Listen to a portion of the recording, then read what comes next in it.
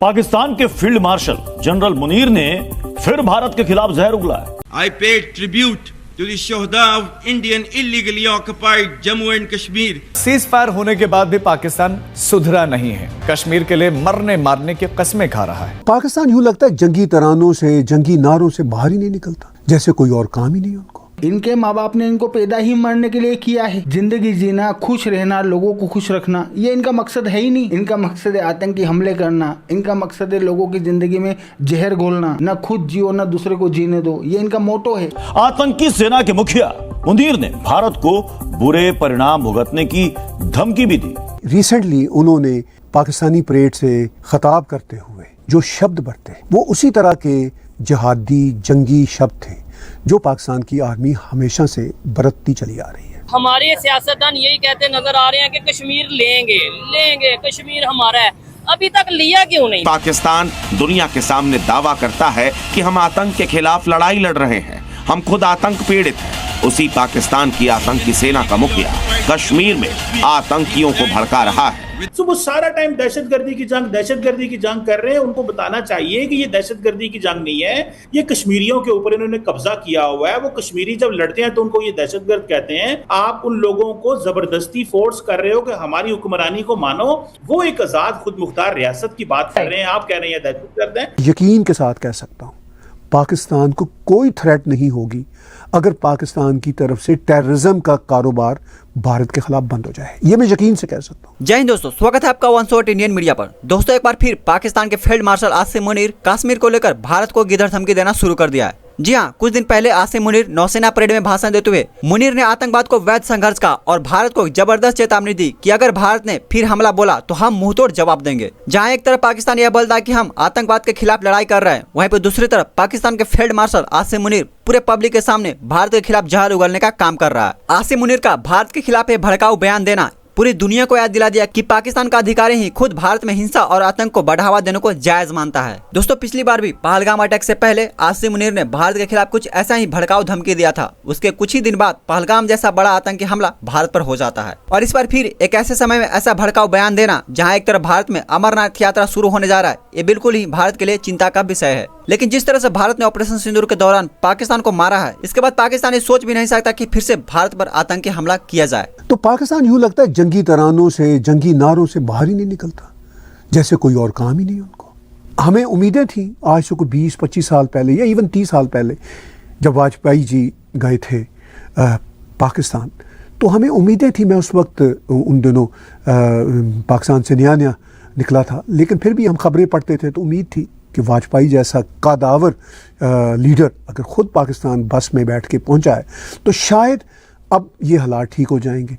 लेकिन वो हालात ठीक ना हुए और ख़राब से ख़राब तर होते चले गए। और फिर अब पाकिस्तान ने ये वतीरा अपना लिया कि भाई जैसे ही वहाँ पे कुछ हो और जैसे क्या होना होता है, हर रोज़ ही कुछ ना कुछ होना होता है और हर रोज़ ही वो ये स्टेटमेंट दे रहे होते हैं। आपको याद होगा कि 16 अप्रैल 2025 को उन्होंने इसी से मिलती जुलती एक कोई परेड तो नहीं थी वो, बल्कि एक इंटरेस्टिंग गेट टुगेदर था।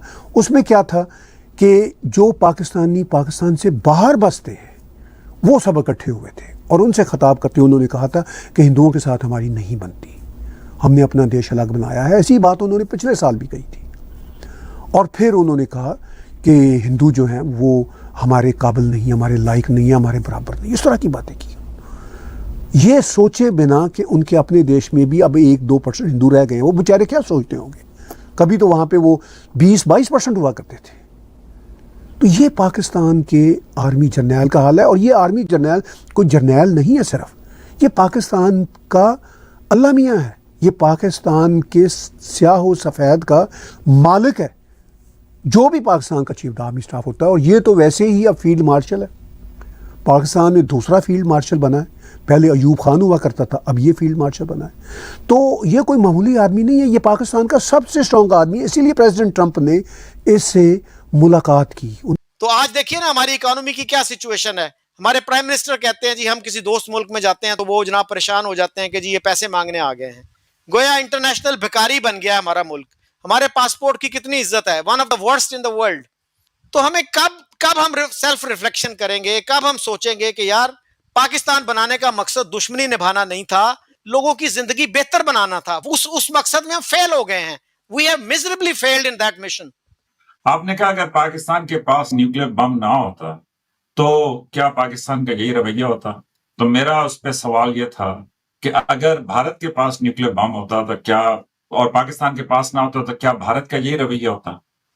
तो देखें, दोनों साइडों को देखा करें। इसी तरीके से आप ये जो कह रहे हैं कि जी पाकिस्तान की मुआशी हालत की क्या हालत हो गई, तो मुझे बताइए कि पाकिस्तान ने ज्यादा नुकसान इंडिया के साथ उठाया या पाकिस्तान ने ज्यादा नुकसान वो अफगानिस्तान की जो जंग थी यूएसएसआर के खिलाफ कि जिसमें अमेरिका स्पॉन्सर था, तो पाकिस्तान ने उससे ज्यादा नुकसान उठाया? अब मुझे नहीं समझ आती कि पाकिस्तानी आर्मी जो पाकिस्तान के स्याह व सफ़ेद की मालिक है, अब ये देखिए तकरीरें कर रहे हैं, इन्होंने अरब डिप्लोमेट्स भी बुलाए हुए हैं उस सेरेमनी में, और मैं इस पूरी स्पीच को जब सुन रहा था तो वो अरब डिप्लोमेट्स बड़े अनकम्फर्ट है वहाँ पे कि भाई ये किस तरह की बातें कर रहा है। आप देख लीजिए उनकी बॉडी लैंग्वेज, वो सोच रहे हैं कि भाई हमारे तो भारत के साथ बहुत अच्छे रिश्ते हैं, कोई इस्लाम कुफर का मसला नहीं है, हम मोदी जी से गले मिलते हैं और ये पाकिस्तानी मुसलमान मोदी जी को गले पड़ते हैं। तो ये किस तरह का माहौल है वो भी सब समझते हैं, और ये अपनी जनता को चूरन चटाते रहते हैं, उनका माइंडसेट ख़राब करते रहते हैं। इनका ये ख्याल है कि ये सब कुछ करने से हम अपने इंस्टीट्यूशन को कायम रखने की जस्टिफिकेशन पैदा कर रहे हैं ताकि हमें बिलियंस एंड बिलियंस डॉलर साल के बजट में मिलते रहें, हमारे जो अल्लल्ले तलल्ले हैं आर्मी के ऑफिसर्स के वो चलते रहें।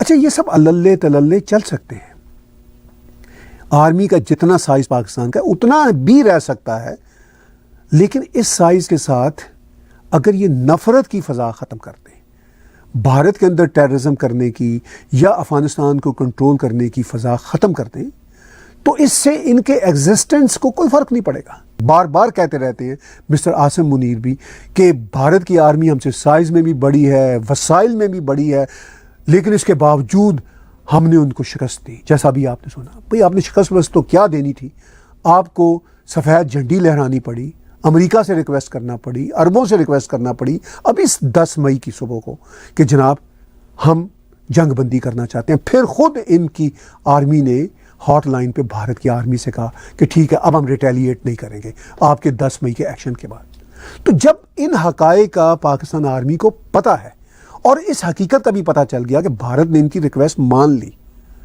तो भारत तो इनके ऊपर कोई अटैक नहीं करेगा अगर ये अपनी इल इंटेंशंस और टेररिज्म के एक्ट्स को बंद करते हैं। लेकिन समझ नहीं आती कि पाकिस्तान आर्मी के जनरल ऐसा क्यों नहीं समझते।